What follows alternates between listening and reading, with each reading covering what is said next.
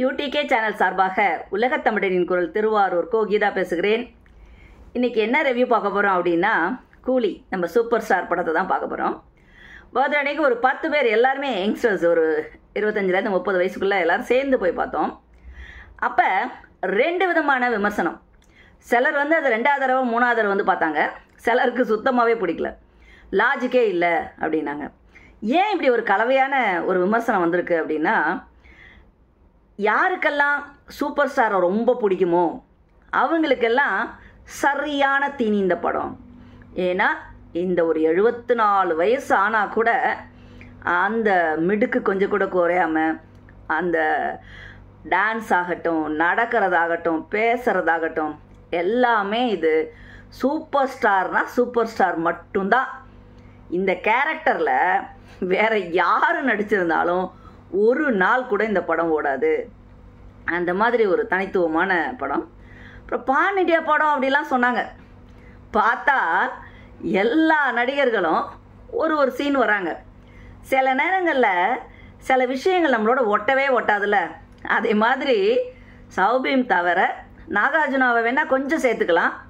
மற்றபடி உபேந்திராவாகட்டும், அமீர் கான் ஆகட்டும், அந்த படத்துக்கும் அவங்களுக்கும் சம்மந்தமே இல்லை. இந்த சின்ன குழந்தைங்க கடை வரணும்ல, 7 மலை தாண்டி அதில் வந்து ஒரு ராஜா இருப்பான், அந்த ராஜா வந்து அவனுடைய உயிர் எங்கேயோ தாண்டி இருக்கும், இதெல்லாம் நம்பணும்ல. அந்த மாதிரி நம்பினா மட்டும்தான், லாஜிக்கெல்லாம் பார்க்காம இந்த படத்தை பார்த்தா ரொம்ப ஜாலியாக இருக்கும் படம். லாஜிக் இல்லாமல் படமா, அதை எப்படி பார்க்குறதுன்னு கேட்குறீங்களா? சரி, சினிமாவில் ஒரு ஹீரோ 50 பேர் அடிக்கிறாரு, நிஜத்தில் இது நடக்குமா? லாஜிக் சரியாக வருமா? எப்படி ஒத்துக்கிறோம்? அப்புறம் நிஜ வாழ்க்கையில் ஹஸ்பண்டும் ஒய்ஃபும் இல்லை ஒரு லவர்ஸ் மட்டும் என்ன டான்ஸ் ஆகிட்டு டூயட் பாடிக்கிட்டா இருக்காங்க? இல்லை தானே? அதை படத்தில் ரசிக்கிறோம்ல. அதே மாதிரி லாஜிக்கெல்லாம் விட்டுட்டு இந்த படத்தை பார்த்தா சரியான வைப்பு. லாஜிக்கோட நான் நிஜமாக நடக்கிற மாதிரி இருந்தால் தான் படம் பார்ப்பேன்னு நினைக்கிறவங்களுக்கு இது பிடிக்கவே பிடிக்காது. அதனால தான் 2 மாறுபட்ட விமர்சனங்கள் இருக்குது. நம்ம மக்களுக்கு என்ன தெரியுமா, நம்ம சூப்பர் ஸ்டார் படம்னா லாஜிக்கே இல்லைன்னு சொல்கிறாங்களே, என்ன லாஜிக் இல்லைன்னு சொல்லி பார்க்குறதுக்கு ஒரு கூட்டம். நம்ம சூப்பர் ஸ்டார் எப்போ வந்தாலும் சும்மா அதிர்து இல்லைங்கிற மாதிரி தான் நடிப்பாருன்னு பார்க்குறதுக்கு ஒரு கூட்டம். எதுவுமே இல்லாமல் அப்படியே ஒரு ஞானி மாதிரி மனநிலையில் வந்து பார்க்குற ஒரு கூட்டம். இந்த 3 பேர் தான் இந்த படத்தை வந்து ரசிக்கிறாங்க. ஆனால் ஒரு விஷயத்தை ரொம்ப பாராட்டணும். என்னென்னா, லோகேஷ் கனகராஜ் சார் வந்து நம்மளை வந்து இவ்வளோ முட்டாளாக நினைக்கக்கூடாது. ஏன்னு கேட்குறீங்களா? முதல்ல இந்த லாஜிக் இல்லைன்னு சொல்கிறாங்களே, அதெல்லாம் என்ன லாஜிக் இல்லைன்னு பார்த்துட்டு அப்புறம் நம்ம லாஜிக்கு போகலாம். முதல்ல ஸ்ருதிஹாசன் வந்து சத்யராஜ் சாரோட பொண்ணு, 29 வயசாச்சு. 30 வருஷத்துக்கு முன்னாடி சத்யராஜும் நம்ம சூப்பர் ஸ்டாரும் ஒன்றா வேலை பார்க்குறாங்க. அப்போ திரும்ப இங்கே 30 வருஷம் கழித்து பார்த்தா, அப்போ அந்த நிகழ்ச்சி நடக்கும்போது நாகார்ஜுன வந்து ஒரு 15-16 வருஷத்து வயதில் இருக்கிற ஒரு பையன். அவருடைய சகோதரர் தான் வந்து அமீர் கான். ஆனால் 30 வருஷம் கழித்து இந்த படம் நடந்துகிட்டு இருக்கும்போது பார்த்தா நாகார்ஜுனாக்கே ஒரு 29-30 வயசில் ஒரு பையனை காமிக்கிறாங்க. எப்படி லாஜிக்கு? இது எங்கே இருக்குது இந்த லாஜிக்கு? தெரியவே இல்லை. அதே மாதிரி நிறைய விஷயங்கள் எதையுமே நம்மளால் ஒத்துக்க முடியாது. இதில் அருமையாக நடிச்சிருக்கன்னு பார்த்தா சௌபீம். முதல்ல லாஜிக் இல்லை, அதில் 2வது லாஜிக் என்ன இல்லைன்னு பார்க்கலாமா? அந்த வில்லன் சௌபீமை வந்து சுத்தியல் வச்சு அடித்து கொள்கிறாரு. அப்படியே பார்க்கவே பயங்கரமாக இருக்குது. அது ஒரு பிளாஸ்டிக் கவர்லலாம் மூடி கொண்டு வந்து லாரியில் கொண்டு வந்து இறக்குறாங்க, புதைக்க சொல்கிறாங்க. நம்ம சூப்பர் ஸ்டாரும் ஸ்ருதிஹாசனும் புதைச்சிட்டாங்க. புதைச்ச பிறகு திடீர்னு பார்த்தா மழை வந்தோடனே பபுள்ஸ் வருது. ஏங்க, செத்து போன பணம் மூச்சு விட்டா பபுள்ஸ் வருமா என்ன? சரி, அதாவது பரவாயில்ல. திடீர்னு ஒரு கை மட்டும் வெளியில் வருது, முடியுமா? அப்படியே எந்திரிச்சு உட்கார்றாரு, அவரே கண்ணை தொடச்சிக்கிறாரு. இதெல்லாம் லோகேஷ் கனகராஜ் சார் வந்து இப்படியெல்லாம் நம்மளை வந்து ஏமாற்றக்கூடாது. அப்படியே எந்திரிக்கிறாரு, அப்படியே நடந்து போகிறாரு. அவர் வந்து ஸ்ருதிஹாசனை வந்து ஹைஜாக் பண்ணிட்டு போகிறாரு. ஏங்க, ஏதோ சொல்கிற கதைக்கும் ஏதாவது கொஞ்சமாவது ரிலேட் பண்ணியிருக்கணும்ல. சரி, அந்த லாஜிக் தான் இல்லை. அப்புறம் நாகார்ஜுனா வந்து பெரிய டான்னு வச்சுக்கோமே. ஒரு 90 வருஷத்துக்கு கவர்மெண்ட்டே லீஸ் எடுக்கிறாரு. பெரிய ஒரு 2000 கூலிகளை வச்சு அவர் வேலை வாங்குறாரு. எல்லாம் சரிங்க. ஆனால் அவரோட பையனுக்கு வந்து ரொம்ப நல்லவனா அவர் கஸ்டம்ஸில் போய் வேலை பார்ப்பாராம். ஏங்க, இவர் பெரிய டானோட பையன் வந்து கஸ்டம்ஸில் வேலை பார்ப்பாராம். அந்த பையனை பார்த்தா ரொம்ப பரிதாபமாக இருக்குது. இது ஏதாவது எங்கேயாவது லாஜிக் இருக்கா? அப்புறம் நம்ம ட்ரையலாக பார்த்தோம் ட்ரைலரில் பெரிய வாட்ச், என்னமோ வாட்ச் இருக்க போது, என்னமோ பெரிய கோடிக்கணக்கான வாட்சை வந்து கடத்துறாராம். கடைசியில் பார்த்தா இந்த வில்லனை செயின் மாதிரி போட்டு கொலை பண்ணுறதை தவிர அதில் எந்த விதமான ஒரு த்ரில்லோ எதுவுமே இல்லை. சரி, அங்கே தான் லாஜிக் இல்லை. சரி, இப்போ ரஜினி வந்து ரொம்ப தன்னுடைய நண்பர் மேலே ரொம்ப அன்பாக இருக்கார். ஆனால் அவருடைய சத்யராஜரோட இறப்புக்கு இவர் போகும்போது ஸ்ருதிஹாசன் என்ன பண்ணுறாங்க, மாலையை தூக்கி போடுறாங்க, நீ இந்த இடத்த எடுத்து போங்கிறாங்க. அப்படி என்னதாங்க அந்த ஸ்ருதிஹாசனுக்கும் சூப்பர் ஸ்டாருக்கும் பிரச்சனை? இல்லை சத்யராஜ் கூட பிரச்சனையா? ஆனால் அதுக்கப்புறம் அவங்க வந்து சத்யராஜ் என்னுடைய அத்தையோட நீங்கள் இருக்கிற ஃபோட்டோவை நான் பார்த்துருக்கேன், இந்தாங்க நான் வச்சுருக்கேன்லாம் கொடுக்குறாங்க. என்ன லாஜிக் இது?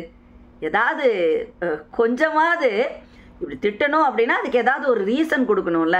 அதெல்லாம் எந்த விதமான ரீசனும் அந்த படத்தில் நீங்கள் எதிர்பார்க்கவே முடியாது. அதே மாதிரி தான் ஏதாவது ஒரு சீனு 2 சீனுனா லாஜிக்லன்னு சொல்லலாம். படம் முழுக்க இப்படி தான். சரி, அடுத்து என்ன? முதல்ல நெகட்டிவை பார்த்துட்டு அப்புறம் பாசிட்டிவ் பார்க்கலாம். வெட்டு குத்து கொலைங்கிறது வந்து இதுக்காக தான் ஏ சர்டிஃபிகேட் கொடுத்தாங்களா என்னன்னு தெரியல. அப்படியே வெட்டு குத்து தான். ஆனால் அதை பார்த்தா நமக்கு பயமாகவே இல்லை. ஏன் தெரியுமா? அங்கங்கே காமெடியாக இருக்குது. சத்யராஜை வந்து சௌபின் வந்து கொலை பண்ணுறாரு, அப்படியே நெஞ்சில் ஒரு சுத்தியலை வச்சு அடிக்கிறாரு. அந்த நேரத்தில் சிக்கு சிக்கு சிக்கு சிக்குன்னு சொல்லி ஒரு வந்து காமெடி வசனம் பேசுகிறாரு சத்யராஜ். அப்போ அந்த சீனோட காமெடி ஆகிடுது. அந்த சீனு எல்லா பெரிய பெரிய கொடூரமாக இருக்க வேண்டியது, நம்ம வந்து கண்ணை முடிக்க வேண்டிய சீன்லலாம் இவங்க காமெடி பண்ணக்குள்ள அந்த சீரியஸ்னஸ் இல்லாமல் காமெடி சீனாக அது மாறி இருக்கு.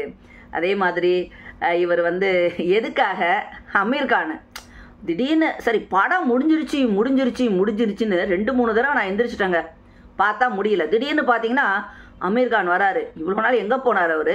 அது ஹெலிகாப்டரில் வந்து இறங்குறாரு. எல்லாரும் கோட்டு சூட்டு போட்டிருக்காங்க. இவர் டாட்டூஸ்லாம் போட்டுட்டு பீடியை பிடிச்சிருக்குன்னு சொல்கிறாரு. ஏங்க, அமீர் கான் எவ்வளோ பெரிய ஒரு நடிகர். அவர் வந்து அதுவும் நாகார்ஜுனாவுடைய பிரதரு, அவங்க அப்பாவை கொலை பண்ணியிருக்காரு. ஆனாலும் ராசியா போகிற மாதிரி ஒரே ஒரு சீன் அமீர் கானை கொண்டு வரணுங்கிறதுக்காக அந்த சீனெல்லாம் லோகேஷ் கனகராஜ் சார்கிட்ட இதெல்லாம் நம்ம எதிர்பார்க்கல இல்லையா? அவர் ஒரு அறிவு ஜீவி, ரொம்ப நல்லா எடுப்பார் அப்படிங்கிற ஒரு இம்ப்ரெஷன் வந்து அந்த இடத்துல வந்து அடிபட்டு போகுது. இது வந்து நிறைய பணத்தை கொடுக்கலாம், கலெக்ஷன் இருக்கலாம், ஏன்னா சூப்பர் ஸ்டாருக்குன்னு ஒரு வேல்யூ இருக்குது, எல்லாமே இருக்கலாமே தவிர அந்த அமீர் கான் மட்டும் இல்லை.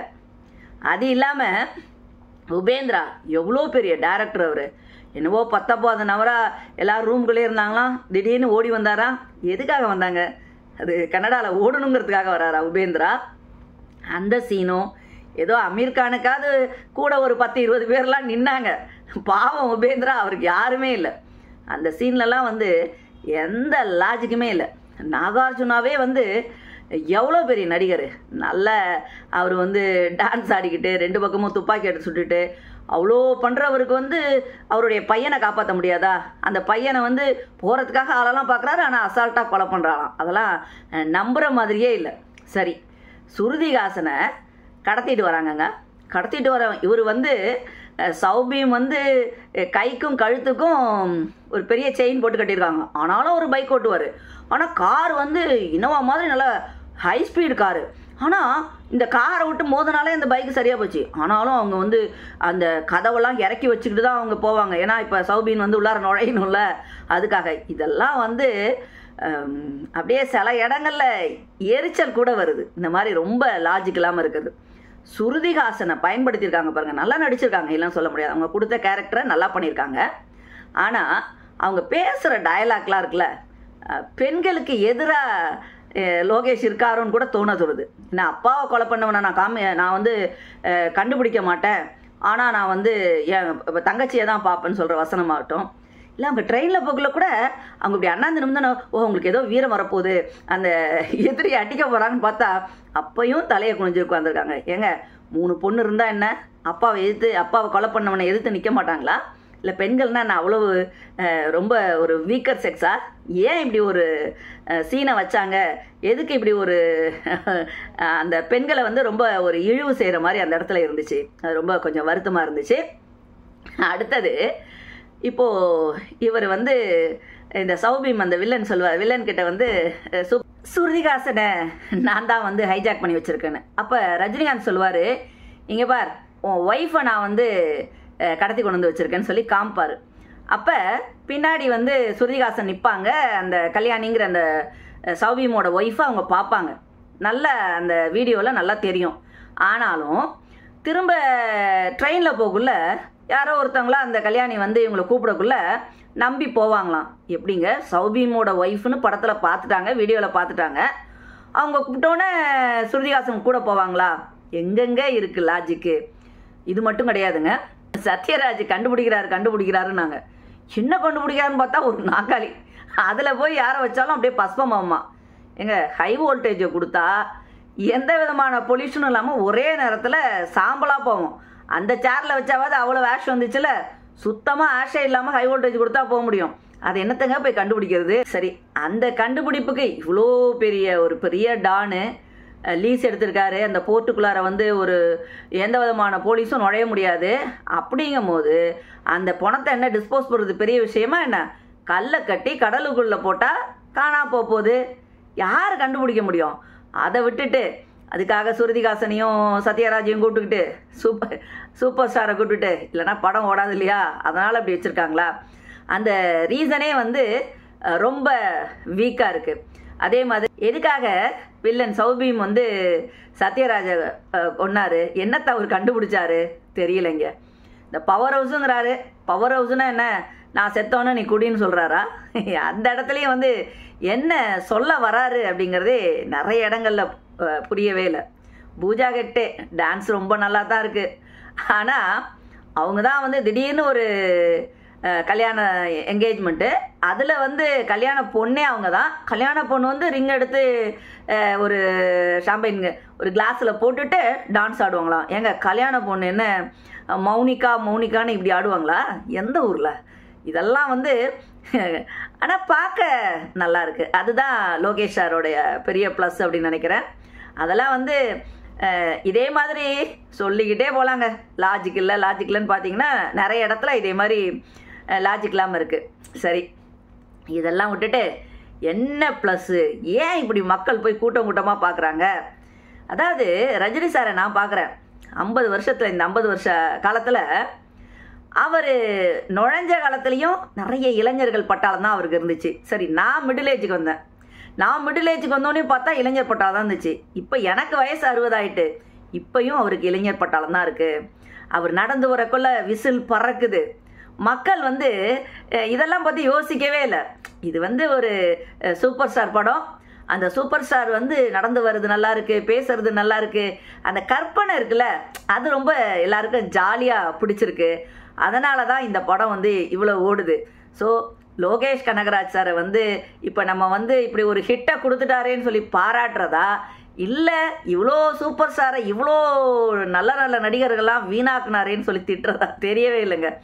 ஆனாலும் சூப்பர் ஸ்டாருக்குன்னு ஒரு வேல்யூ இருக்குது. இந்த ஏஜில் அவருடைய அந்த ஆக்டிவான ஓட பாவனை, அவருடைய வசனம் எல்லாமே அப்படியே தியேட்டரில் கிளாப் பறக்குது. என் பொண்ணு கூட சொன்னாங்க, நல்லா இருக்குது, வைப் நல்லா இருக்குது அப்படின்னா. எல்லாருக்குமே பிடிச்சிருக்கு, யங்ஸ்டர்ஸ்க்கு எல்லாருமே இந்த படம் வந்து பிடிச்சிருக்கு. அதாவது நாம் வந்து சினிமாங்கிறது ஒரு என்டர்டைன்மெண்ட்டு, அதில் ரொம்ப லாஜிக் பார்த்து இது சரியா இது தப்பா அப்படிலாம் இல்லாமல் அப்படியே ஒரு போகிற போக்கில் இந்த படத்தை போய் பார்த்தீங்கன்னா நிஜமான வைப்பு. இதில் என் கூட வந்த என் ஃப்ரெண்டெல்லாம் வந்து செகண்ட் டைம் பார்க்குறாங்க. ஸோ செகண்ட் டைம் பார்க்க முடியுது அப்படின்னாலே ரொம்ப ஒரு த்ரில்லராகவோ ரொம்ப மர்மமாக இருந்தால் திரும்ப பார்க்க முடியாது. சூப்பர் ஸ்டார் படத்தை மட்டும்தான் திரும்ப பார்க்க முடியும். அதனால் இது வந்து வெற்றியா தோல்வியா அப்படின்னு நினைக்கிறதுங்கிறது வந்து நீங்கள் வந்து இந்த வசூலை வச்சு இந்த மக்கள் போய் பார்க்குறத வச்சு பார்த்தீங்கன்னா படம் வெற்றி. ஆனால் இவ்வளவு பெரிய ஸ்டாரெல்லாம் வச்சு இப்படி ஒரு லாஜிக் இல்லாமல் படத்தை எடுத்திருக்காருன்னு நினச்சா தோல்வி. எல்லாரும் ஒரு தடவை போய் பாருங்கள்.